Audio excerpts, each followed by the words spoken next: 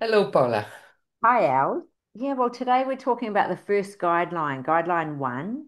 The intention of the group is to use the principles of attitudinal healing as tools for learning and personal transformation. So, it just made me think about how we're not here to fix or change people as facilitators. We're here to listen and be open, um, listen with an open mind and refrain from judgment and be present for the person sharing as they share, about the process that they're going through. And we trust that everyone knows their own answers. And Els, you talk about that you you start every meeting with the facilitator's prayer. Um, so I've got that here from your book in front of me, and I'll share it. I am here only to be truly helpful. I am here to represent him who sent me.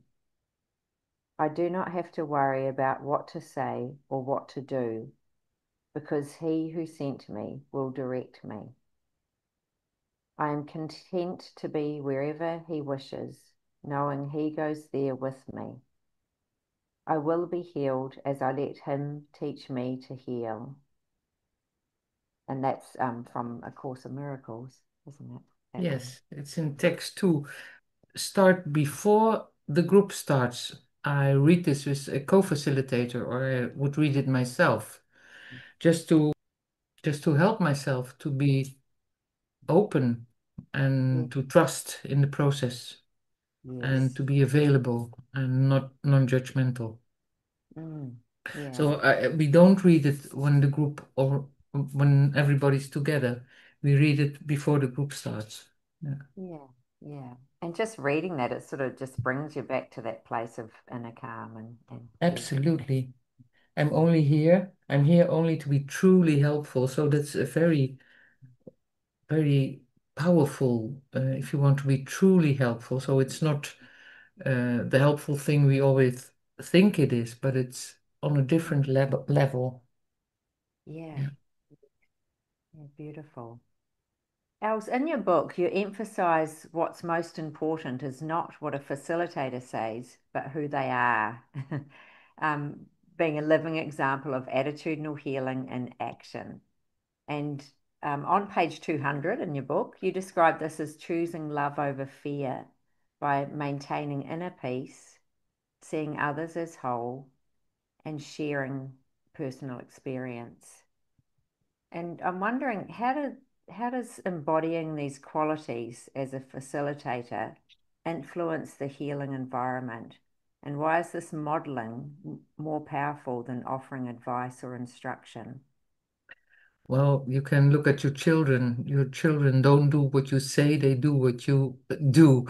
So that's the same for Yeah. that's the same for participants.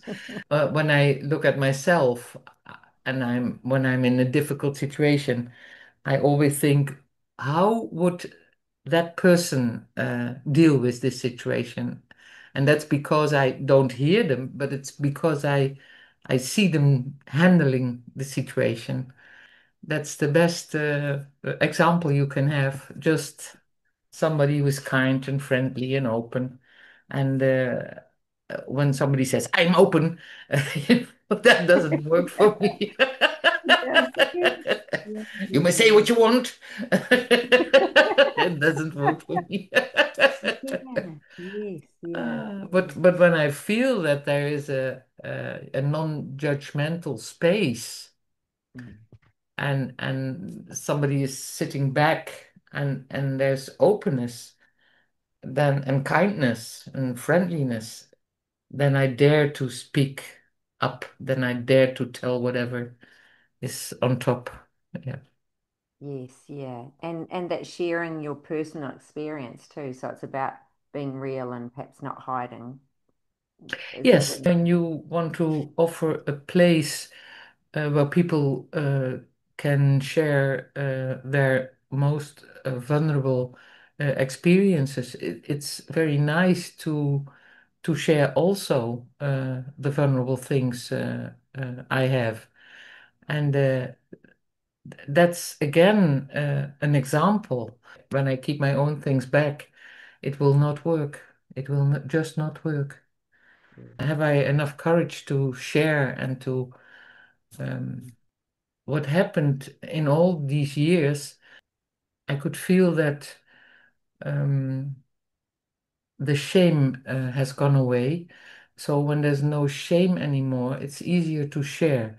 Often when I want to share, and it's the first time, for example, maybe there's a lot of shame on it. And when somebody else shares, it's an invitation for others to share also and to see that we all have experiences like that. Yeah. Yes. So we are Yeah. all equal. We are all the same. It's a miracle, but we are all the same. Yeah. Yes. All the Yeah. same stuff, the same shit and Yeah. the same joy. Yeah. Yes. Yeah. Yeah. And what a release, even a physical release Hmm. feeling afterwards, after that share. Yeah. Yes. Mm. Yeah. Els, you remind us that we don't truly know the meaning of what we see or hear, and that our interpretations of what others say often reflect our own projections, not their actual intent. So, referencing A Course in Miracles, like, I see nothing as it is now, that was lesson 9, and my thoughts are images I have made, lesson 15. So as you do it in your book, how can we become more aware of this tendency to misinterpret and to resist the urge to help or teach others based on our assumptions? As soon as you think that you know the answer to somebody's questions, you know you have judged them. So the best thing is just to sit back and to remind yourself of the fact that you really don't know where somebody is talking about. And as a facilitator, you don't have to know where somebody is talking about. And that's when you are okay with the idea that you really don't have to understand what somebody is saying, and you still are present from the heart and in a kind and friendly and open way, that's all right. And sometimes people say, "Do you understand what I said?" And I say, "Well, do you understand what you said?" And they always say yes. And well, that's okay, that's enough. Uh, and people do understand themselves what they say, so I don't have to understand it Yeah, because it's always an interpretation. It's yeah, never what somebody meant. I worked in yeah, prison, and then I did this exercise with the guys, and then I said, "Well, let's try it. I say the word one word, and you give 10 associations with that word." And then I said the word mother. And then all these guys started writing, and we had 7 guys, and we had, I think, 66 different associations. And they varied from, oh, the most best thing in life up till the most hated yeah. person in life, and Yeah. everything in between. So we just don't know what they Yes. really mean with what they say. Yeah, yeah, yeah. What a great example too to share there. Yeah. Um, And so, Els, you've made some great questions for people to use as practice, that they can take away for this particular guideline, and it could be something that you use in groups or within your own lives. And the questions are you willing to look at your own actions and thoughts? What do you do with judgments when they arise? Who do you not want to listen to without bias? And with whom do you feel safe or unsafe so that you are either open or closed? And I was wondering if you'd like to explain, particularly the third one, who do you not want to listen to without bias? This it must be because I need this one. Well, I wrote these questions for the facilitator training, Yeah. for the people who really want to facilitate. When you want to facilitate, it's great that you have an idea of what's happening inside of yourself while facilitating. When you ask this question and you think of the group members, Mm, mm. then you mostly can see whom this concerns. Yes, And then yes. you can ask yourself, is it true what I think about someone? And am I willing to see the essence instead of the form, instead of the projection? So that's why I wrote these questions. And they can be very helpful for your own process as a facilitator.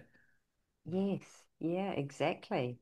Yeah, thank you for that explanation. Is there another one you'd like to explain? Well, the last one is very interesting also. With whom do you feel safe or unsafe? So that you are either open or closed. You can see when I feel unsafe, do I close up? And what does that mean as a facilitator when I close up, when I facilitate a group? And can I stay open? So where am I afraid? Where am I afraid of? That's a beautiful question to ask yourself. What scares me? Mm, yeah, And is it what people say or is it what people do? And sometimes they say, yeah, some people you can't have in your group. I always say I can have everybody in my group. There's just one indication that should make that it would be difficult to have someone in the group. And that is when somebody has a story where I'm afraid of. mm, So when I'm afraid of a story, it's difficult for me to facilitate. okay. Yeah. So mostly it has to do with something in myself or what happened with me and what is not healed in me. Yes. Yeah. Yeah. A Oh, contraindication, that was what I want to say. uh-huh. Yeah. Yes. Yeah. And then, so when that happens, how Well, do you? then you hope you have a second facilitator and you say, could you facilitate on so that I can share in the group? Yes. Yeah. Yes. Yeah. And when Oh, there's just one facilitator, how can I facilitate myself? And that's the moment when sharing can be really helpful yes. to just to bring it up, to say it, and then, Yeah. you know, it's just seen, it's heard, Yeah. and that gives mostly a lot of relief and Mm. healing. Yeah. Yes. Yeah. For everyone, I presume, in group, not just yourself. Yeah. Oh, thank you, Els. I think, was there anything else that you wanted to add for this particular guideline? No, it's interesting to read the questions and to answer them. That will give you an insight in how you Yes. facilitate. Yeah. Yeah. Thank you. Okay, thank you, Paula. See you next Okay. time. See you next time. Bye bye. Bye bye.